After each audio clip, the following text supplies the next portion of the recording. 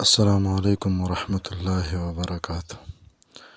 ہمارے پاس بعض ساتھی آتے ہیں، وہ کہتے ہیں کہ ہمیں کوئی اچھا سا وظیفہ بتا دو تاکہ ہم امتحان میں کامیاب ہو جائیں، یا بعض ساتھی آتے ہیں اور کہتے ہیں کہ کل ہمارا انٹرویو ہے اور ہمیں جاب ملے گا یا نہیں ملے گا، اس کے لیے کوئی اچھا سا وظیفہ بتا دو۔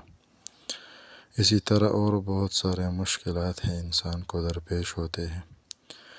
جتنا بھی مشکل جگہ ہو، اللہ جل شانہ کے یہ 7 نام بڑے اخلاص کے ساتھ پہلے اور آخر میں درود شریف پڑھے اور یہ 7 نام ایک ساتھ پڑھ لے: یا اللہ یا رحمان یا رحیم، یا غفار یا ستار یا حفیظ یا سلام۔ تو اللہ جل شانہ کے یہ 7 نام جب آپ پڑھ لیں گے پہلے اور آخر میں درود شریف کے ساتھ، تو انشاءاللہ اللہ جل شانہ آپ کا وہ کام آسان کر دے گا۔ اور اسی طرح ہر نماز کے بعد بھی اس کو پڑھنا چاہیے۔